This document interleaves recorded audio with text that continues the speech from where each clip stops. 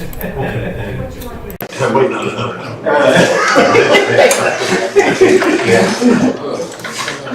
But I'm not done yet.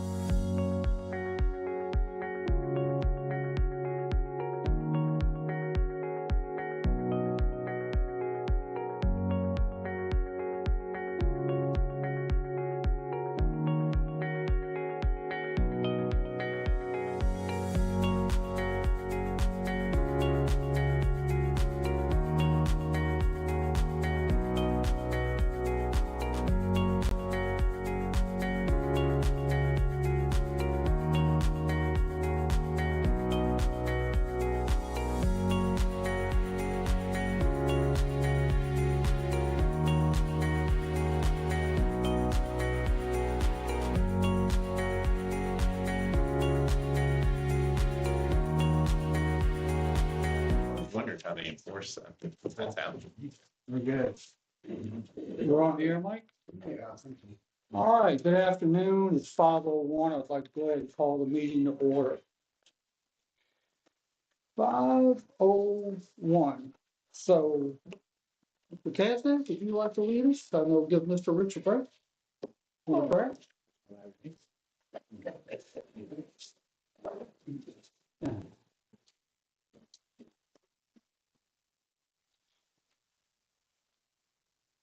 Your Father, as we come before you while we're wanting the meeting, we ask you to bless everyone and all of the partners, guide us, that we have a wonderful meeting and do what we're supposed to do, say what we're supposed to do, and be where we want to be.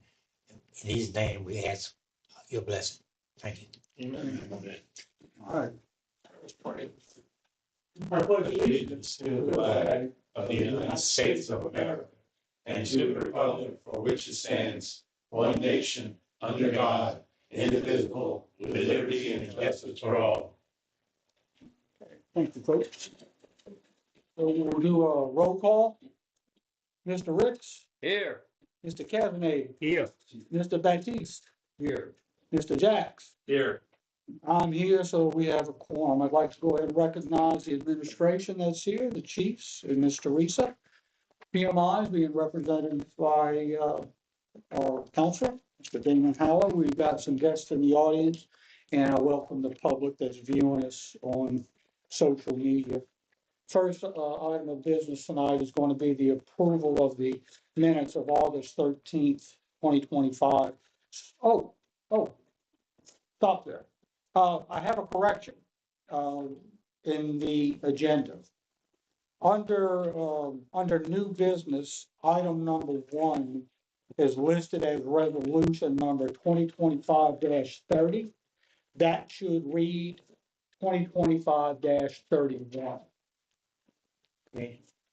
And then item number 2 currently is listed as resolution 2025-31, and that should read 2025-30. That was my fault. I apologize for the confusion that may make. Does everybody have that? Correct. Okay. All right, thank you.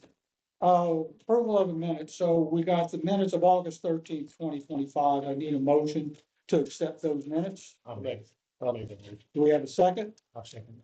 And that opens the floor up for discussion. I hear no discussion. Anything from the audience? Nothing? Keith says no. So let's vote. All in favor of accepting the minutes of August 15th, say aye. Any opposed? I hear none, so the motion carries. Next item of business is going to be employee recognition. So Chief, so I'll turn it to you. All right, I appreciate it. We have some employees who made some years of service. Patrick Pereira, 2 years. Frenchie Torregano, 4 years. Austin Gay, 2 years. We did have a new rehire, Blake Spears, used to work with us several years ago, and he's back with us part-time, as a paramedic and firefighter. So we certainly welcome him back, and we congratulate those other employees for their years of service. We also have here Captain Justin Steele. Justin has been confirmed as a captain for almost a year now. And we're finally getting him in somewhat of a Class A shirt, a button-down shirt, looking all fancy for us to come and receive a little bit of reward and recognition. We've been trying to get him in that position. Obviously, we've had some little setbacks and stuff like that, but we want to make sure we do recognize Steele, not only for his years of service, for his promotion as captain, but Steele has taken on, and I think Jim has been his mentor, because Steele kind of does everything for us. He does all of our maintenance work, he does all of our cleaning work. He's always asking me to buy stuff, and he has a way of talking me into. He has a way of talking me into it. So if that's good or bad, I don't know.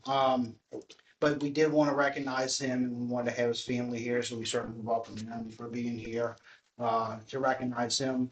Typically, we hand out little paper certificates, but we did want to recognize him with something just a little bit more formal, and we think he deserves it. So we'll have him come up by the door, and we'll present him with his little award of recognition.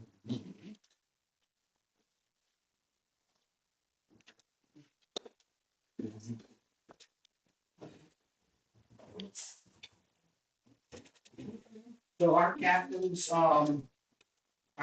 wear red helmets. And so we're going to present Steele with his official formal red traditional helmet with his unit number, his unit number. We just want to congratulate. I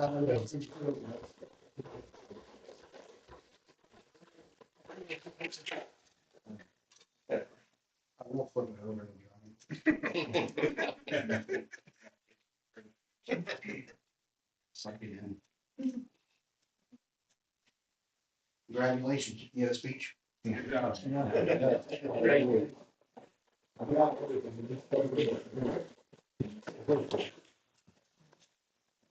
Good speech. I didn't say it. I appreciate that.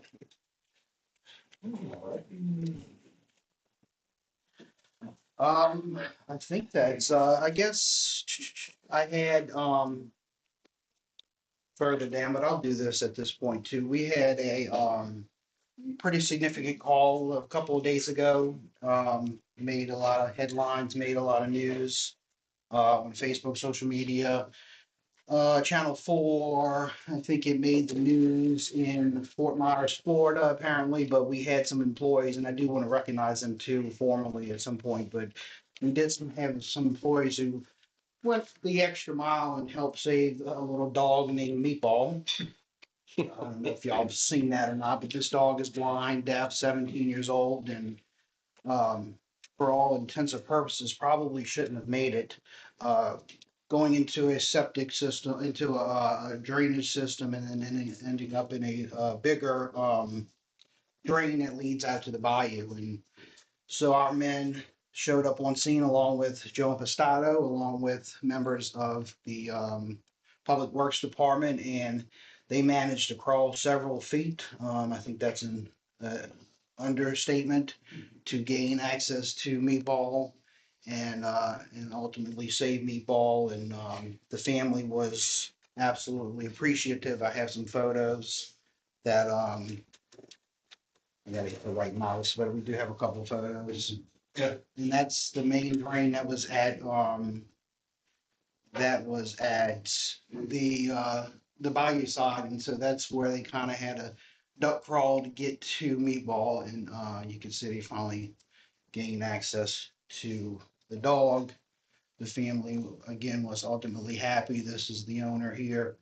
When we met with the media, this is right after where they kind of got together with Meatball again, and then Meatball's family came and met with us again a couple days ago. They were insistent on meeting with us and providing us lunch. So they made us homemade po' boys, and nobody turned them down. And absolutely good. And these people were very thankful and appreciative of what our guys did. They did not give up. It took them about 3 hours. Trying to access through the concrete, trying to get through the roadway, and ultimately having to go through the storm drain at the other end to make access. So again, I do want to recognize them. They gave us a card. The family gave us a card and read it to us and thanked us for everything that we did. Now I will bring them back in here, hopefully at our next meeting, to formally recognize them too as well. But I did want to mention that today. So again, we'll probably talk about it again at the next meeting. I just can tell you, it's caught a lot of traction. Yeah. It's picked up on beyond the Channel 4 network. They've got NOLA.com has been carrying it.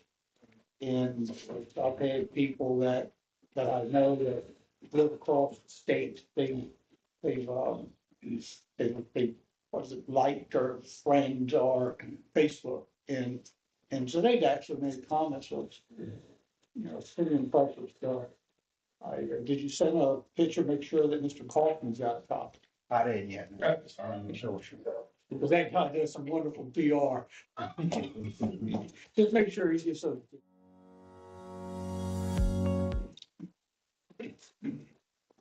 Now I think that does conclude, unless y'all have anything, our employee recognition for today.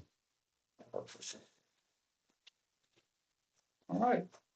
Next order of business is going to be treasurer's report, so I'll turn that over to Mr. Betty's. Okay.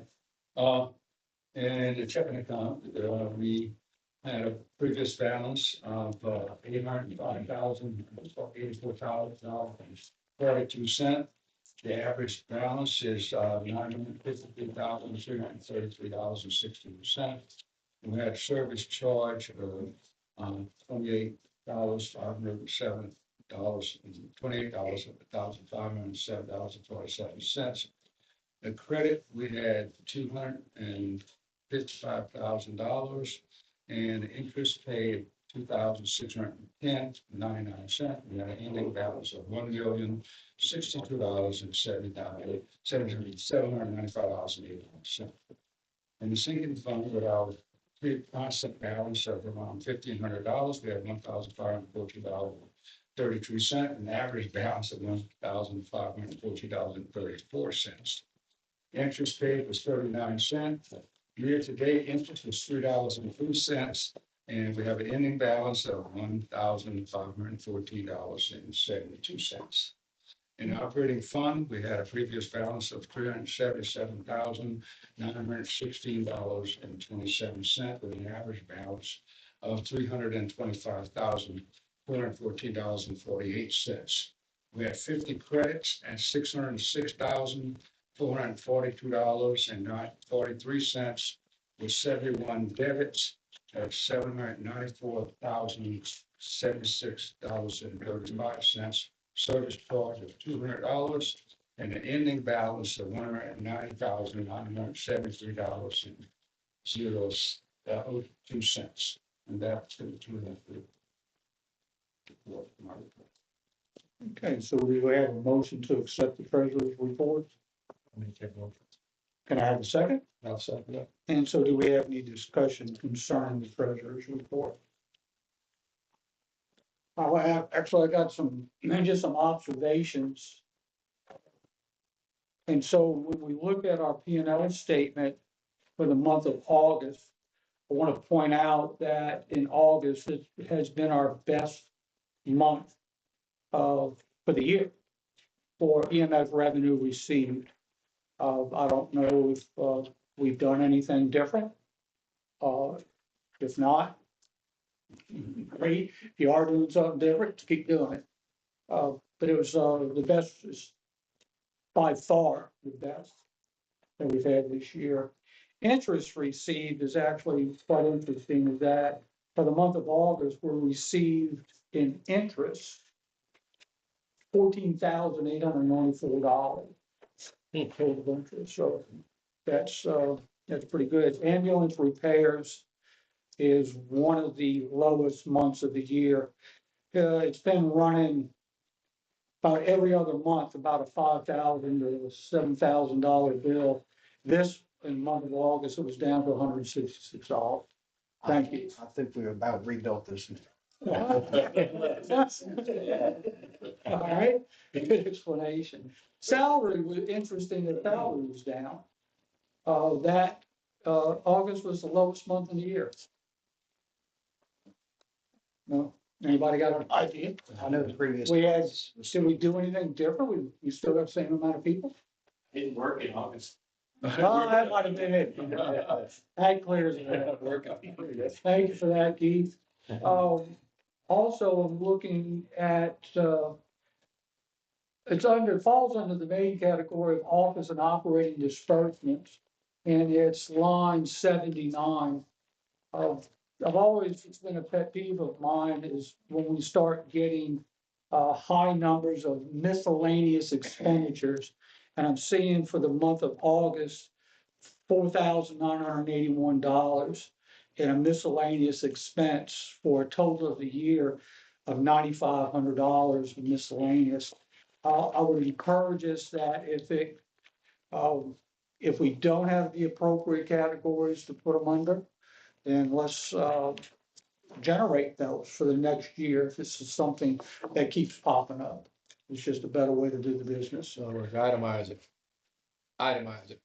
Yeah, In other just words. some way of tracking it, but it just always bothers me that we've got a public fund and we spent nearly 5,000 of miscellaneous, when it's historically been running in less than $500. And under the total bill, that is the second lowest month of the year, so congratulations. That's the second lowest expenditures that we've had so far this year, so I just wanted to add that in under the section for the treasurer's report. And so we have a motion, we have a second. Do we have any further discussion as it relates to the treasurer's report? And I hear none, so let's vote. All in favor of accepting the treasurer's report, say aye. Aye. Any opposed? I hear none, so the motion carries. Next order of business is going to be Chief's report.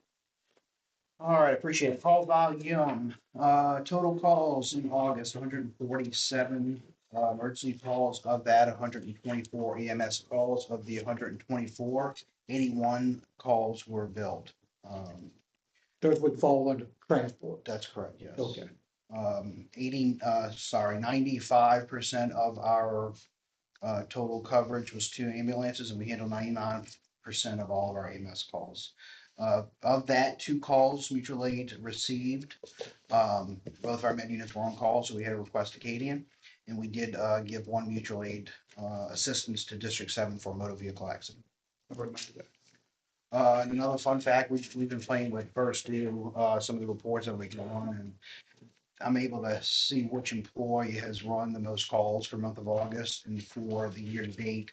And so far, Elijah Jackson gets that award. So just a fun fact on our most. Was it one of the prize? Not yet. Most experience for the month of August. So we'll see how that plays out, but I just thought that was kind of. That is good. Let's see. Is it because Michael usually work overtime? Is that why? He at a certain point he was only an EMT, and so that's kind of. So he caught a lot of Yeah, work. he caught a lot of EMS calls. So we'll see how that trends, but maybe that's good, maybe bad. There's no particular order to my list, but we'll just kind of go down there. Fire Prevention Bureau, we met a couple weeks with Chief Marquette, the Chief Fire Prevention Slidell, he's been an absolute wonderful assistance to us to get our Fire Prevention Bureau going. I have finally sent my request to the State Fire Marshal's office. The gentleman, Willie up there that handles that stuff is meeting with the fire marshal, supposed to be by the end of this week. And so we should get hopefully some kind of approval in the next couple of weeks to be formally and officially recognized as a Fire Prevention Bureau. I also submitted one of our employees who's done everything he needed to do, Taylor Tasson, to become an actual inspector with recognized by the Bureau. The only holdup with that will be their card printer's broken, so he will be And recognized. so then we could start taking over that role. We will, yeah, yep, All right. yep. So there's a couple more of us that will go ride with Slidell or District 13 or 12, and because you have to do some ride time to get the experience and do a check. Hasn't he done that too? He's done that already. Now, this is just fire prevention, not arson. It's Fire Prevention Bureau, so that should include investigations and inspections. Certainly we'll have Slidell, we'll have the state at our disposal, depending on the type of fire calls we go on. Clearly, anything that involves death or criminal activity would still have to go with the state fire marshal's office, because we're not post, we're not, Right. there's only so much we can do.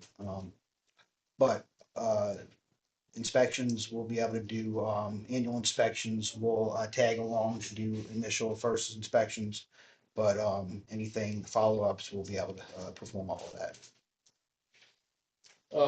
With regard to the inspections, what is the plans for the community with regard to inspections?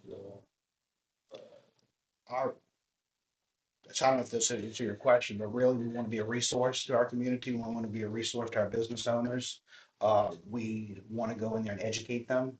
Certainly, we're not looking to find people. We're not looking to make money off of it. It's simply it's an educational piece, and it's two ways. It works both ways, where they're learning safety and making sure their occupancies are safe, and we're learning that building. We're going in and doing a more detailed pre-plan. Pre-plan.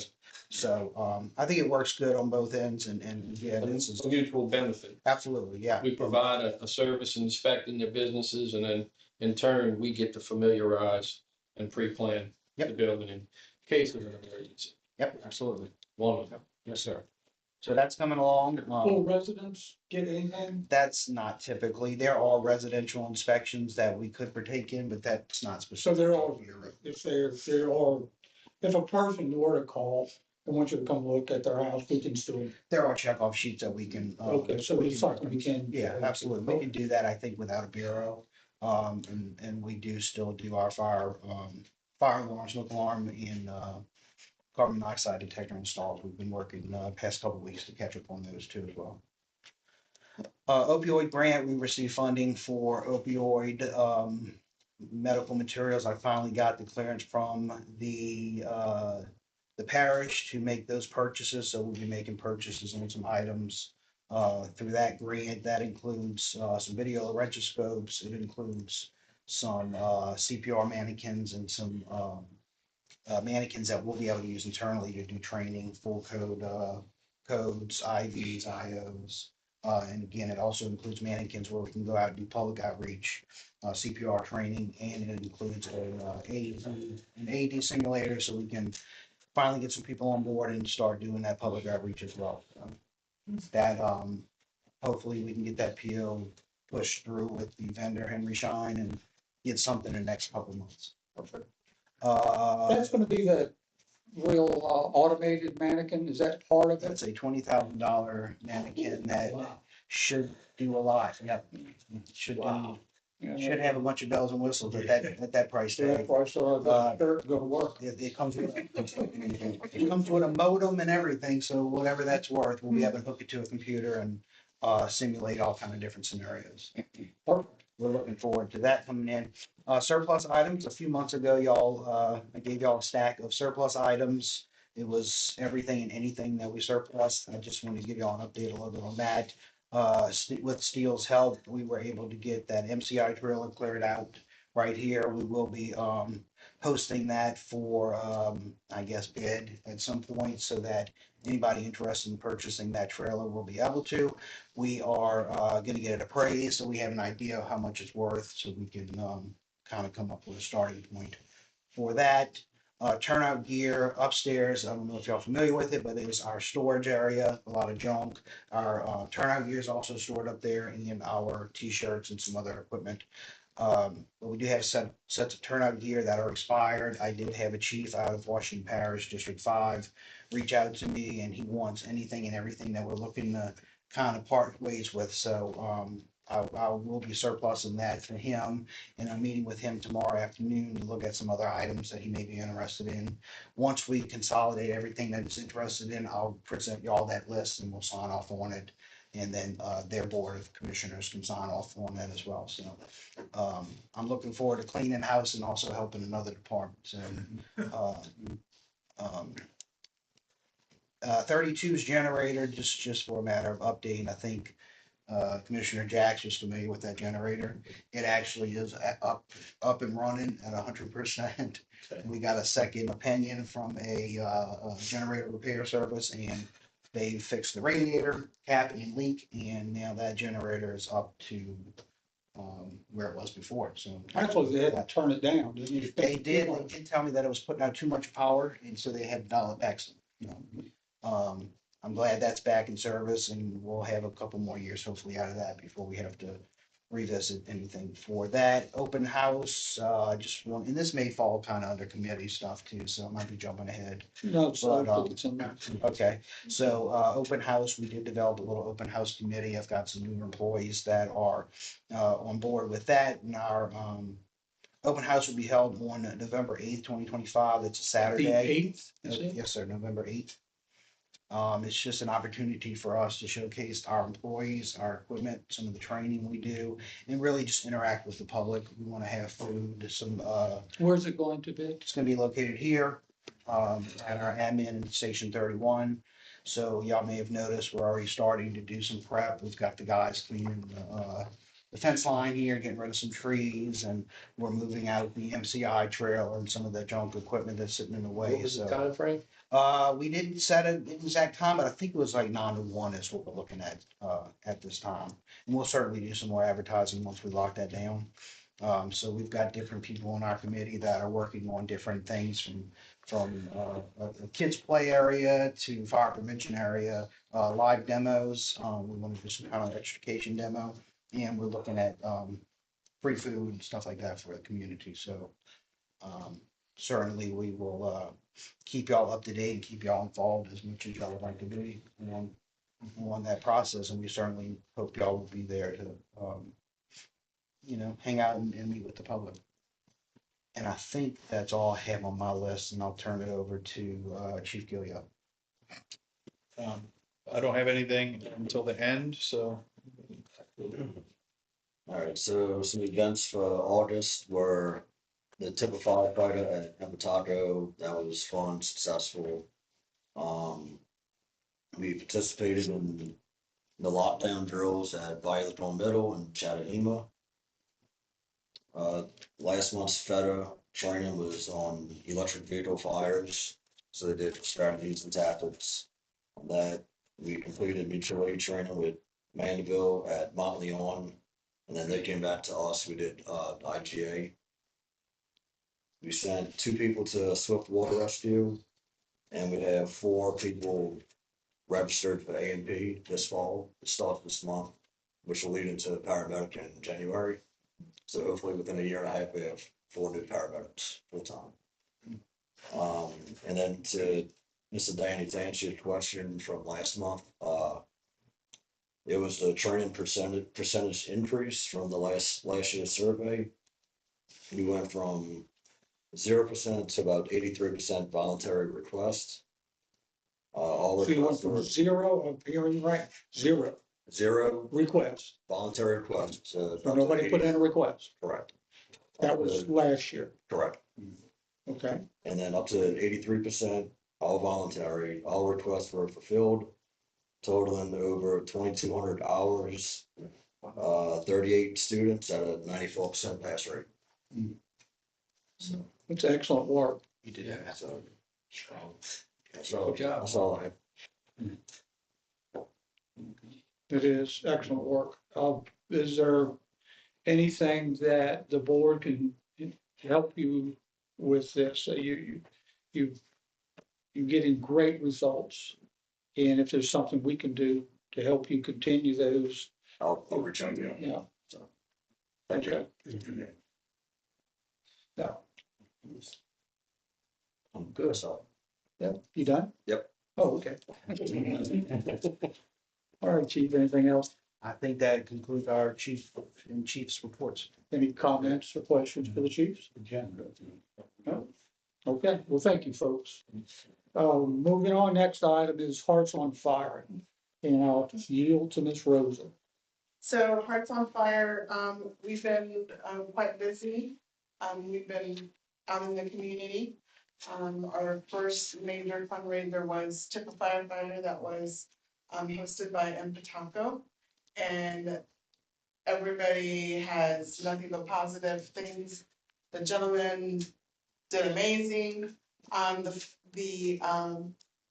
The funds raised were 2,468 that night It's awesome. in tips. And then Pentaco graciously let us use their facility, and they are looking forward to another successful fundraiser with them. We're also meeting for the open house. We'll have a table out there for the community to let them know what Hearts on Fire is and who we are and why we're here to support our fire district. Will you guys be able to hand out election material from your station, or do we have something planned to make the information accessible to people? Yeah, we had that conversation. I had offered that Hearts on Fire can have the pamphlets for the millage. The only thing that I requested was that a commissioner be with me in case there was questions from the from the visitors regarding the millage.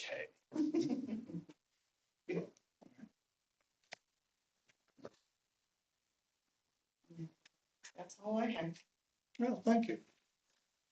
All right, anything from Ms. Rosa and the Hearts on Fire folks? Any word on the certification from the, Oh, we're just waiting for that little card with our number on it. We did start the only social media we were able to do was on Instagram. That one did not, require us as Hearts on Fire to put any, just our EIN number was sufficient to start the page. Facebook, even though they're both Meta, they have different requirements, and I know the community is most involved in Facebook, but we haven't been able to meet those requirements to have a page. And it's simply because you don't I have don't have an actual that number. number. They will not take our EIN number or our registry number that was given to us. They need our actual nonprofit number. And they need a copy of the code. We need to upload the code. That's great. So, Anything else? Anything from the board that you need? just the commissioner Already at a table for. already made my motion. All right, thank you, Ms. Rosa. Moves us into the next topic, which is committee reports, and so there's been some activity buzzing around here, a lot of activity actually. And so I want to turn the first committee report over to Chief Geisler. He's leading the election committee, so. Yeah, so we've hired a campaign manager, Sam Caruso, who's been highly recommended by Slidell, SMH, Library, Star Coast, to add a few. And so we've been working with him weekly. I've been working with him daily to develop a timeline, which he's still supposed to get to me by this afternoon. And we are developing a webpage specific to the election. This is going to be a centralized page where we can send people to go to for any information. So certainly when we're talking to them in person, if you have any other questions, and you want to send this to your friends and family, there'll be a centralized webpage. Of course, we'll have QR codes and pamphlets and everything else that are going to go with that. So hopefully by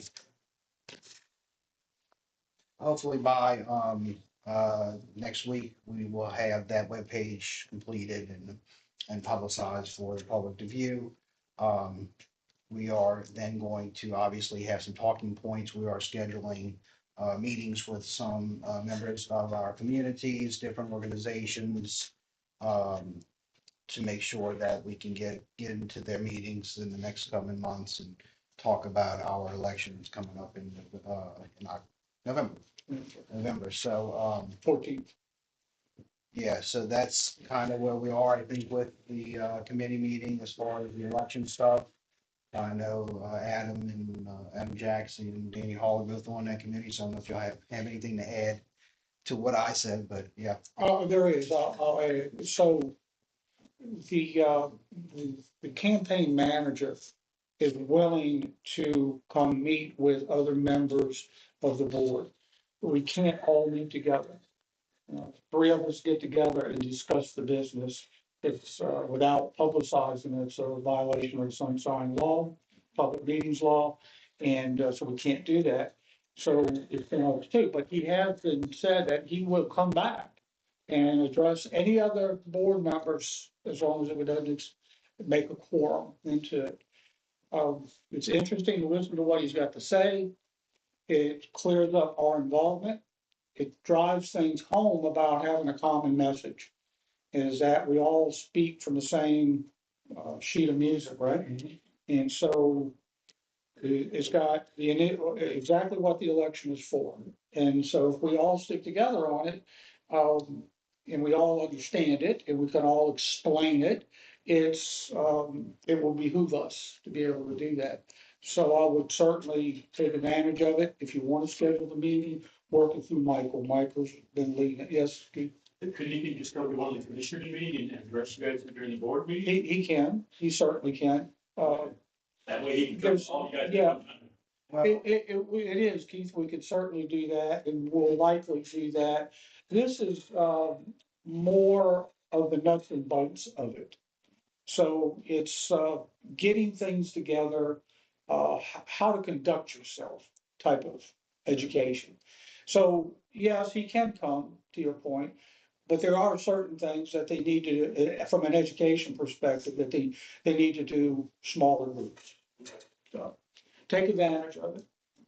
There's plenty of work for everybody there. Plenty of work, so. Now. Yeah, so I, being new to the community, I don't have the outreach that many of you have. I wish I had.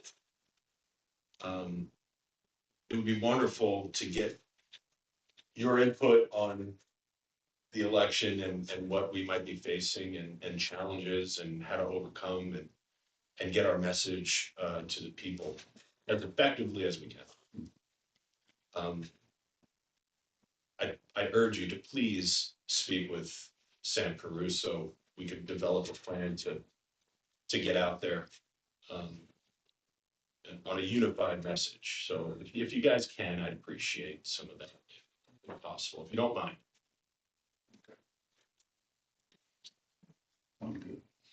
Anything else on that? Any questions from Michael? Yeah.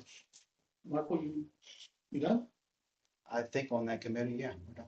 Okay, there was another committee where we were going to do some comparisons between us and other fire departments. It was a little slow getting the information. We're starting to get what from other departments.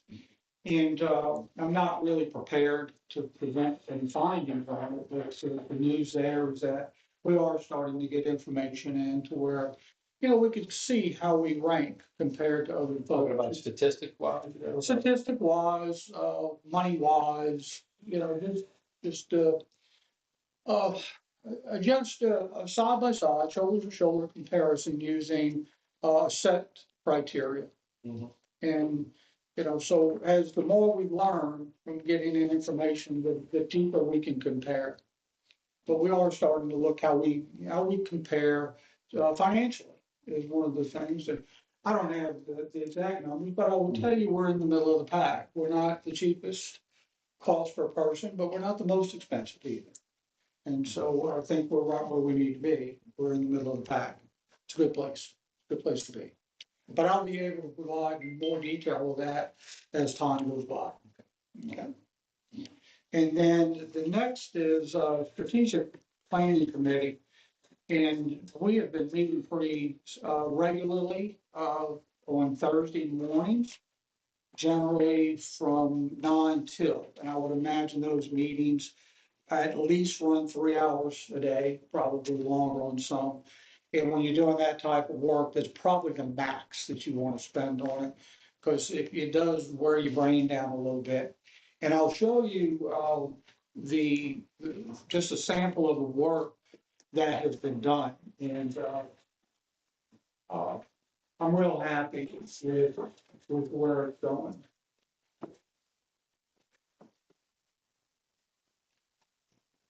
That's impressive. That's not the work. I know. I'm trying to skip along. I'm on. We need a better IT guy. Yeah.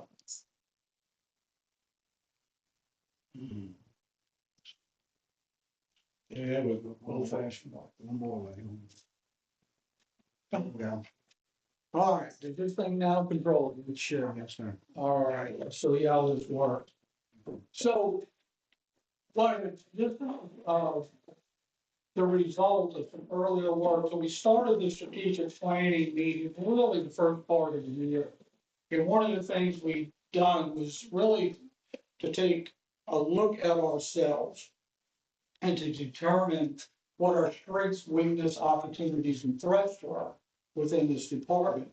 And now I'll tell you that there was pages of these. Every shift had input. So this was not developed in a silo. This was a combination of folks. And what we did is we took those multiple pages and we put them into this list. And from this list, we coalesced them down. And this is where we ended up with. So if we go back up and we look under the strengths, this is where all the things that fell into the strengths.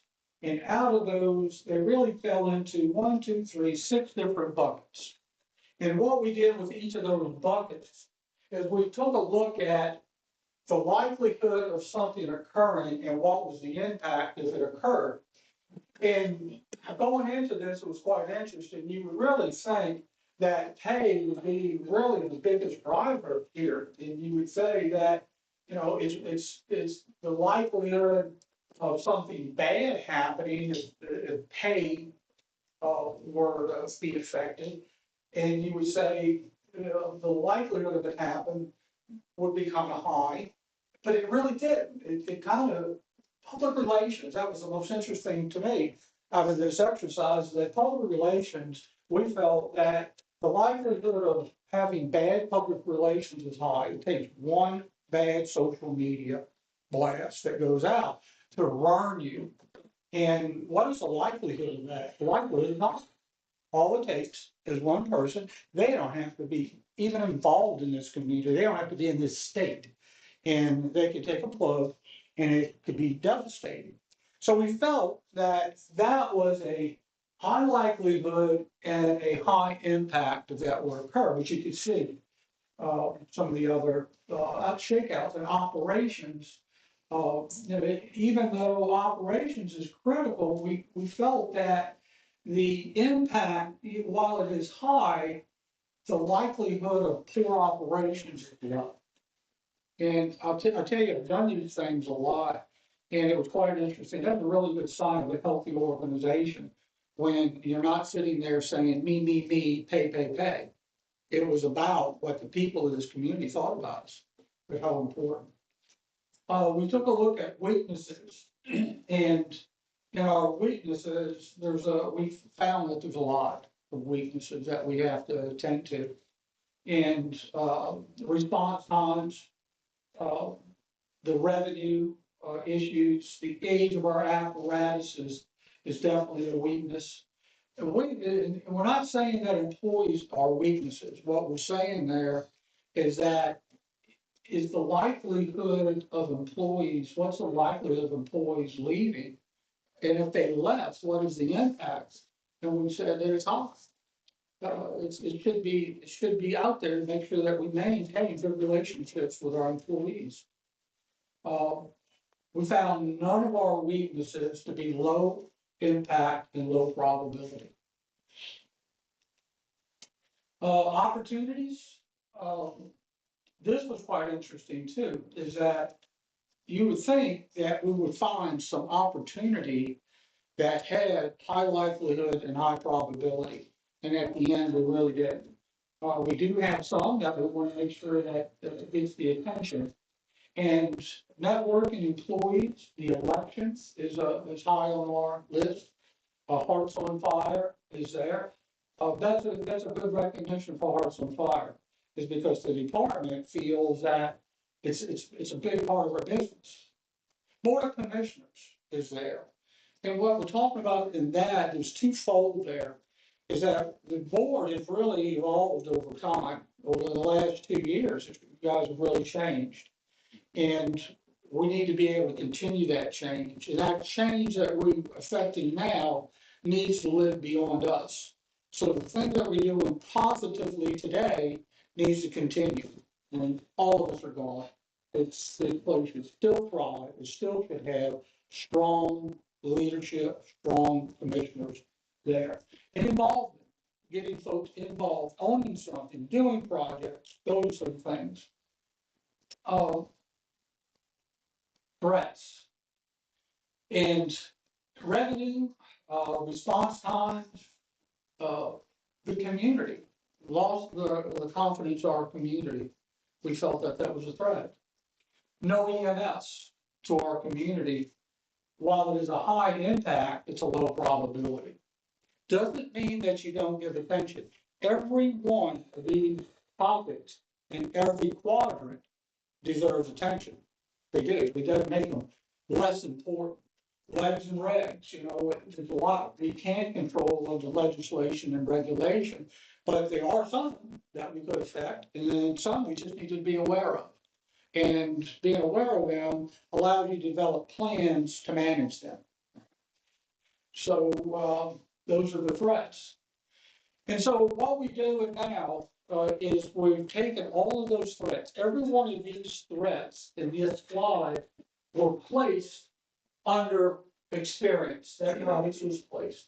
I feel it's based on my experience. That is how these things got categorized. So this is another tool that's used, and it's a scientific method to accomplish the same thing. And so this would be, I'm trying to remember what category this was. This would be a threat because it was the property insurance rating.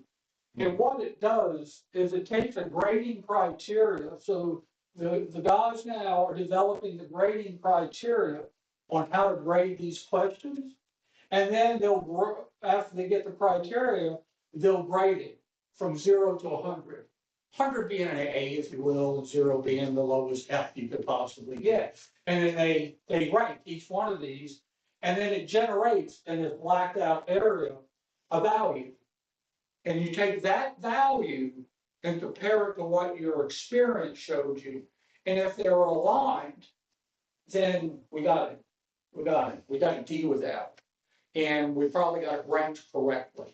And it doesn't necessarily mean that's the first one we work on, but it's one we probably need to start to generate a plan first for, right? And we'll do that with every one of those squares that you've seen, those different colored Post-its, if you will, that were floating around. So that's coming up this next meeting. Once we get that, this is what's referred to as a fishbone diagram. And this is just for example, so don't pay any attention to really any of this, because I don't want people to say, oh my God, EMS is going away, we're gonna let it go. No, it's not. But the goal would be, what are we going to do to prevent EMS from going away? That was one of those little post-its that was on the strengths, weaknesses, opportunities, and threats. And so then you break that down, and what do you have to do? Well, you gotta have adequate staff, reliable ambulance fleet. Well, maybe the right thing to do is let it go. What can we do? We can manage the costs. And then you take each one of these and you start, again, building the plan. So in order for me to maintain the cost of operation, I can look at supply costs, I can reduce repair costs. If I don't want the ambulance to go away, I gotta have adequate staff. What do? Do I hire more? Do I train more? Do I do part-time? So all the probable things go in there. And then this actually develops your strategic plan. And so the overall strategic plan would be to prevent EMS from going away. And this is the plan we're going to take to make sure that that doesn't happen. So that's where we end up with that fishbone. From there, we develop a SMART goal. And this is where it makes sense to the world, right?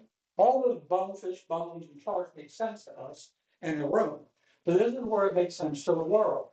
So we'll develop the goal that could be prevent the ambulance from going away. I think this is the example that I continue with. For the government goals, referred to as a SMART goal, it's very specific. We don't want the ambulance to go away. It's measurable, because how do you know success if you can't monitor it, measure it? Now, it's got to have a way to see if we're on track. Is it attainable? It's got to be real. It's got to be relevant. It's got to be relevant. And it's got to be time bound. Has to have a deadline for the work, and it's got the accountability. So this was, I said, would be an example of preventing the ambulance to go away. And these would be the strategies. These were just examples that I pulled out to develop this slide. And at the end, you have one statement. And the statement is, it moves from prevent the ambulance from going away with utilizing soft tools and meeting with the ALS ambulance team, a strategic plan that provides for continuous ALS ambulance service to the residents of SDMD3 will be presented to the Board of Commissioners by the end of third quarter of 2026. It is very specific. It's measurable. It's attainable. And so we take all that work, and that plan falls into this, although it has hundreds of steps that somebody will own and do and accomplish. And that strategic board will monitor that progress and holds each other to task and holds each other to accountability. And then from there, it's got to be shared, and we got to make adjustments. The vision has to be shared. Once we get it to a point that it makes sense, it's achievable, the clear goals are understandable, they have to be shared. They have to be shared with the board. They have to be shared, most importantly, with the employees of this company, of this fire department, right? If they don't get it, if they don't understand the vision, if they don't understand the plan, I'll guarantee failure for you. They have to get it, right? And it has to be bought into. It can't be fed. It's got to be accepted and embraced. From there, we got an overarching strategy that we can present to people like the bank. What is your plan? And we could say, here's our goal. We want in 2025. These are what we're going to accomplish. By 2028, we'll have, again, example only, a new station at Station 32. So it's a living document that we can show anybody in the public, where are we going? 2025, we know where we're going. In 2028, we'll know where we'll be, as long as we execute the plan. And that's what those guys have been working on. Like I said, I've done these in large corporations. It's no different here than it has been in those large corporations. It's been a little bit of a learning for folks to do. But what I would like to say is that it's not, I think when we first entered into this, there was a little bit of a skepticism feel about it. But now it's like you come in, you start it, and you get out of the way, and they're doing it, right? That's encouraging. gives me the feeling that the plan will happen, the 2026 or 2027 goal is gonna happen, so. I wanted to share that with you, the work that these guys have been doing, I'm very proud of them. I'm very impressed by this presentation. It was the staff worked on this mostly? This is the product of the staff. Gentlemen, that was very good. I commend y'all for taking these steps. I mean, I'm filled with optimism. To be honest. Yeah, this is their work product. Yeah, that's great. And it's all these interviews with the employees and everything, that's the results from Oh, yeah, that, right? yep, we spent, Okay. three or four shifts working with the employees, getting their feedback and, combining those into that one SWOT analysis by bringing in all the different topics from each shift and then just going from there, putting that old fancy smart board behind us to work. So, yeah, I think it's given us an idea of where we're going and what we want to do as far as, future plans. Again, those were just examples that, Commissioner Hall showed, but, you know, hopefully we have an idea, a clear vision, and our employees say, you know, they can say, okay, this is where we're gonna be next year, and this is where we're gonna be in 2 years, so. Yeah, we're looking forward to continuing to build on this and improve this. All of this is, by the way, is gonna be archived, so that if 2 years from now, they wanna get into the process of picking another apparatus, they've got the work that somebody has already done, every step that they went through is be archived, and so a person doesn't have to reinvent the wheel, it's there. Yeah. They just have to tweak it a bit if they need to, so, yeah, it's good. Just one question, Chief, how do you plan, I mean, the staff is, I mean, the employees are involved, you know, they've been through this process, but when you come up with this vision and this plan, how do you plan on sharing it with them and getting them to buy in? What's the, I would assume that would be through individual meetings, shift meetings, meetings with the employees, because obviously they're gonna play a part in this future planning, and so, I would assume that's gonna entail individual meetings with, you know, shifts and certain rank and file, and then in certain aspects, individual employees to make sure they understand the vision, the goals, and a part of it. I mean, it's not just us three or me as the chief or y'all as commissioners that are developing these plans. This is a group.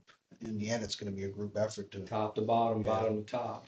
Well, he's right, and so, you know, what is important to these folks, Mr. Teresa is part of this administration, so, what's important to them has to be seen by the people below them, the captains. And once they get it, how important it is, their behavior is critical to get it to the next level of guy, right?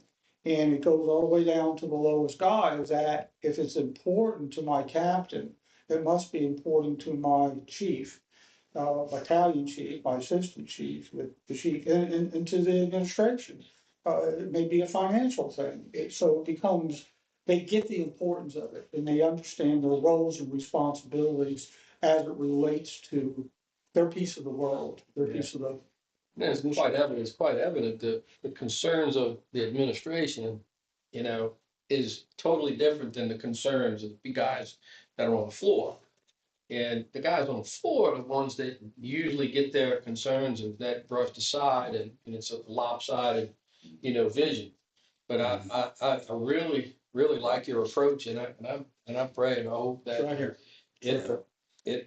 it comes to fruition, that it's a department wide from top to bottom, bottom to top, effort going forward. Yep. So, great job, guys. Great job. Yeah, you're doing well. Anything? No, I mean, I think a missed opportunity for me at the beginning, and I mentioned this to Danny, would have been to have the opportunity to immediately, without understanding the process, fill out what I think is the most important and what I think is what needs to be addressed. Because it would have been vastly different than what we actually concluded. And I find that to be the best example of how this process works. And we arrived there through dialogue. Mhm. Well, why do you think that? Or why do I think that? And then once we get to the core, it all makes sense. It's very, very understandable. It was good, really good. Very good. Okay, any other, committee reports that we may have? Okay, we'll move on then. Old business, there was, some discussion several meetings back. The property, our neighbor, that owned the property adjacent to ours at the corner of Turkin and Pontchartrain came here and had a concern that his cattle was getting, off of his property onto our property and getting out of the fence. And I wanted just to let you know that that has now been resolved. The owner has barbed wire up. Yeah. To his satisfaction, because he put it up, and, we're good. We're good. That was all on his expense, the fence? No, we paid for the barbed wire. material, right? We paid for the barbed wire.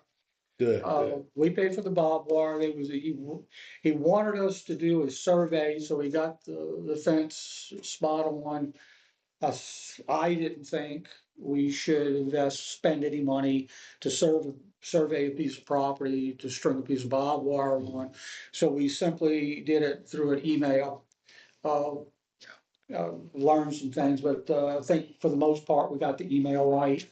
To where, yeah, we acknowledge that you're eyeballing this line and it may, encroach on our property, a little bit, but, it's okay.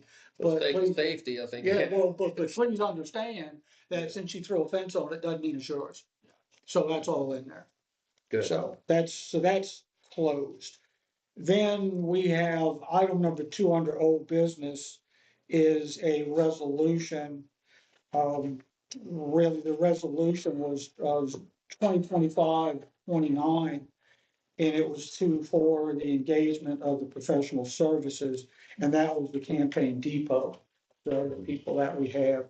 So we're just reading it into the record, and the resolution has been signed, and I've been handed it off to Mr. Leo, and he'll put his signature on it, and it's been closed, so there's no further action from us on that. That's it under old business. Brings us into new business. And new business is a discussion of resolution 2025-31. And it's a resolution to approve financial service institutions for Hancock Whitney Bank. And the resolution, the gist of it is that the district has determined that it's in the best interest of the district to approve a 1-year extension for financial services as provided by Hancock Whitney Bank for District 3.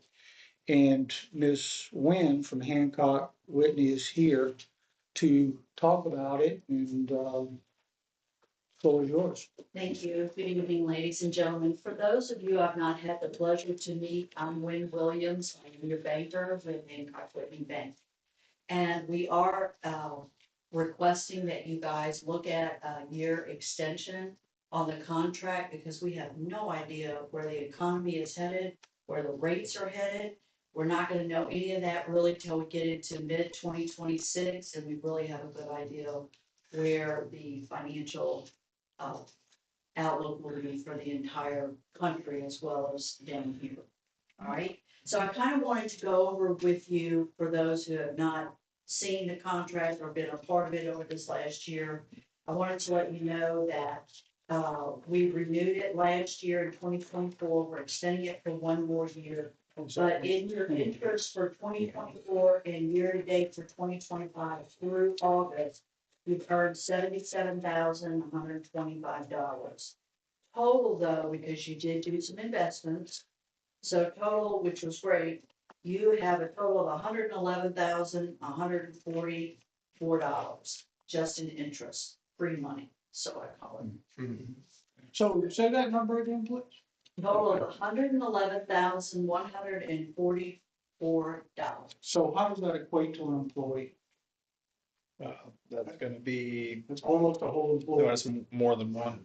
Yeah, it's 1.5. Yeah, like 1.5. 1.5 employees. That's total. That's new year one hire, That's- year one hire. So that's the whole package, benefits whole and everything. package. 1.5 people. Now, with your treasury management services, which we've given Teresa a scanner so that she can send all her banking information in via remote here instead of having to go to a physical location, which is a little further down the road. Your monthly treasury management fees are ranging anywhere from $1,200 to $1,500 a month, depending on what you're doing that month. And we're only charging you $200 a month. We're going to waive the rest. So we will take it upon ourselves to make up the difference because of your relationship with us. So I just wanted to come here, introduce myself, give you an idea of what's going on. If you have any questions, I'm here to answer them.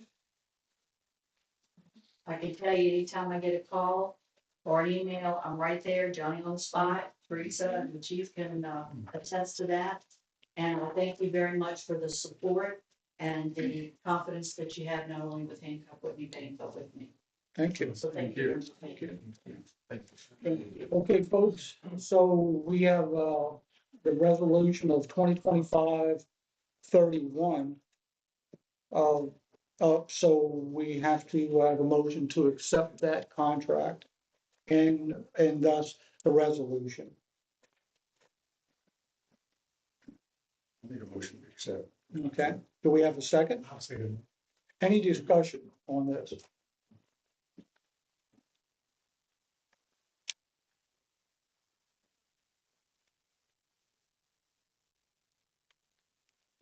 Looks like you deep thought over there, Mr. Ricks.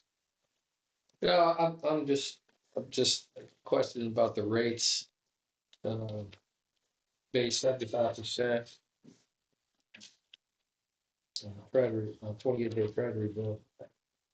Right now, and that changes at the end of every month, but Right. right now your rate is 3.43%. 3.43. That's right. Okay. That is a floating rate, so it goes up and down. Okay.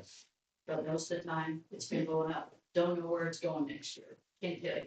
But that's when we'll revise what we have. But generally, we lock into those, the T-bills. We got them at, we got 2 of them at 3 months. Then we got one at 6 months. And so they're set up to where the maturity on them, I think they're running every month or every other month. Every other month. But right now, on your investments alone, for 24, you earned $9,218, and 25, you earned $25,000. Yeah. So the investments has proven to be Yeah, very, they're very working, good for you. they're working. Okay. Go with that. So we are looking at other avenues to earn money for y'all. And Angela Avan, who is my investment team member, is excellent at this, and she's been working with the commissioner. Yeah, I get a communication from her at least every other week about whatever's going on in the market. Most of it I don't understand, but when I have questions, she clears it up for me. All right, so we have a motion on the floor. We have a second on it. Any further discussion for this resolution? I hear none, so let's vote. All in favor of resolution 2025-31, the approval of financial services institution of Hancock Whitney, say aye. Aye. Any opposed? I hear none, so the motion carries. The contract, I've signed it. You need to sign it over with. Okay, good deal. And then we've got a motion to accept 2025-30 resolution to approve workers' compensation Thank you. insurance. Thank you. It goes to read the substance, if the district is determined that it's in the best interest of the district to approve a renewal proposal for workers' compensation insurance coverage with LWCC as provided by the district's commercial insurance agency, Risk Solutions LLC, for District 3. And I believe Mr. Wininski was going to talk to that. Chief, is there anything you could speak towards it? I can. You can? Yes, so the rate is essentially flat from last year, so there's no increase except for wage increases because it's LWCC and it's workers' comp, so it's tied to your wages and the number of employees that you have.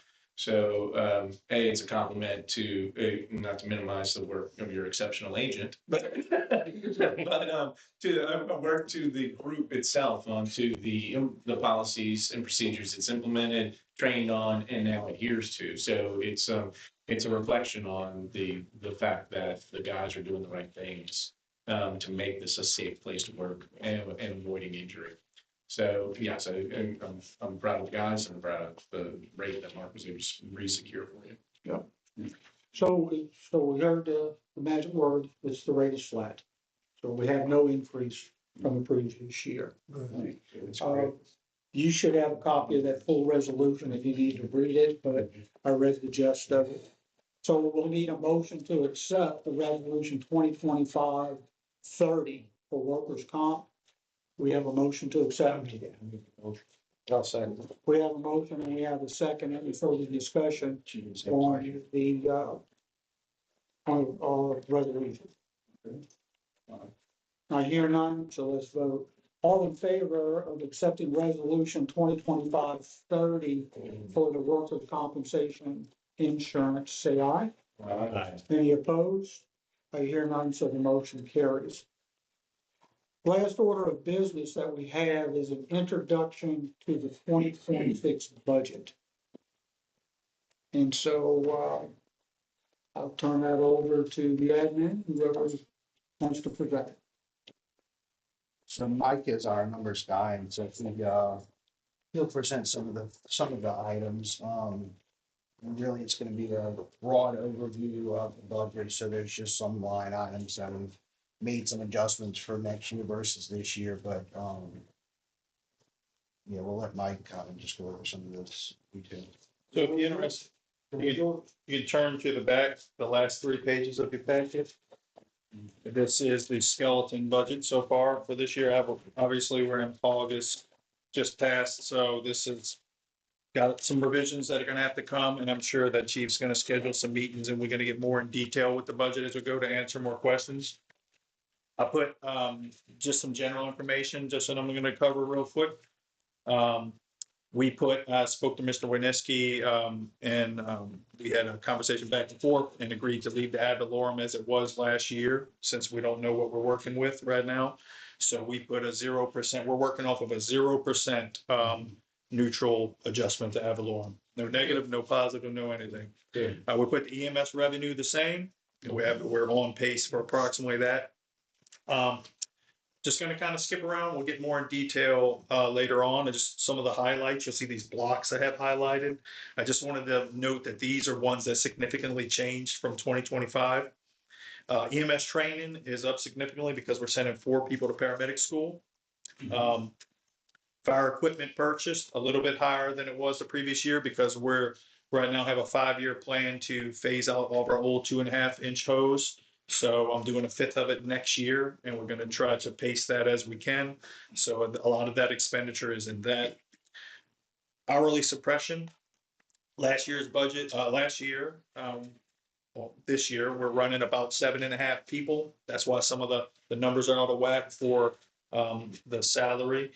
This is projected for 7.5. So that's why that number looks a little different. Incentive pay is higher because this is paying for new paramedics, their incentives as they are in school. So that is reflecting that. They get their incentive pay while they're in school? Yes, sir, they do. Sick leave, significantly higher than last year based off of the fact I'm suspecting we will have 2 of our employees that everybody well aware of will be out another half year. So that's covering their costs on that projections. If you turn to the next page. If you go where that one block you see, I did forget to put it, there will be a new line item. We'll have to get, with them on actually giving it a number, but the Cancer Act is gonna be reflected this coming year. You'll see that as 8,800 right now, which is, we're gonna have to send 8 more people next year for that. So that's gonna be a new line item. The health insurance that is blocked, that's actually one that's less than the previous year because, until the rates get adjusted going into, when we renew, which we just did, the next year, the rates were actually a little further down. This item is going to be changed as I get who picked what policy soon, so this number will be adjusted very soon. The very next page, so we're just doing just kind of a skeleton run through here. Bond expenditures, that line is is higher.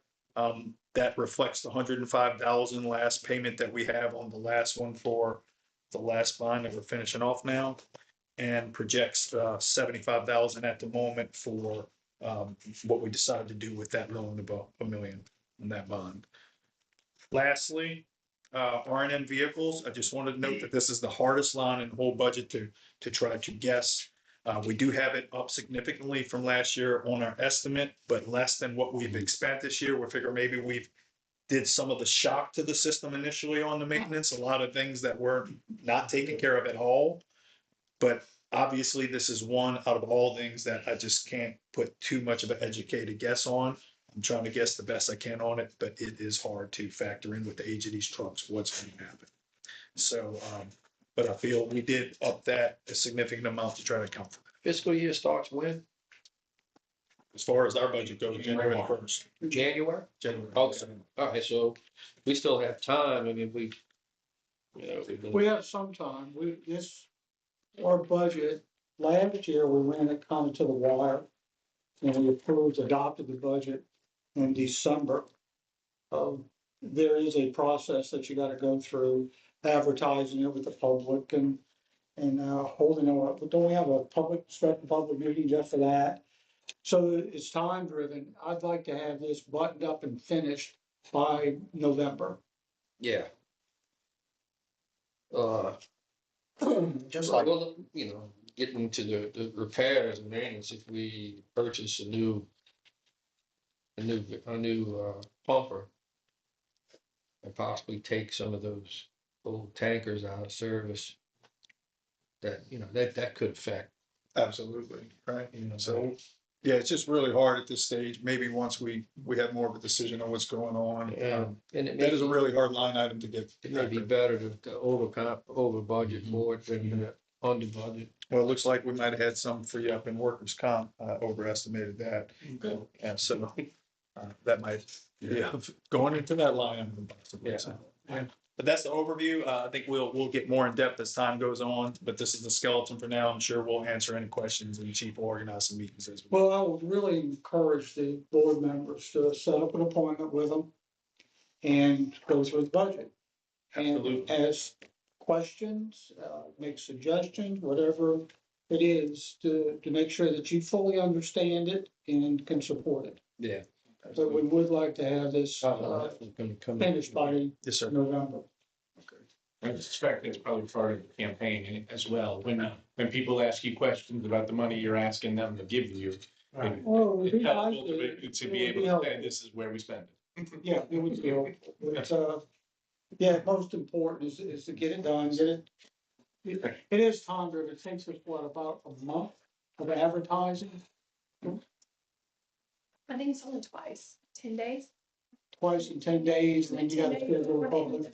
Yes, you need 10 days notice. Yeah, all right, you need 10, but publication wise, Yeah. that could be So difficult. if we're gonna adopt this in the November Board of Commissioners meeting, by mid-October, we should be advertising. Correct, yeah, that'd probably be Yeah, the same. so really, we're working, 30 days from now, we would like to be able to make the announcement in the publications that in November, we're gonna be adopting this budget. So we're not springing ahead of time, right?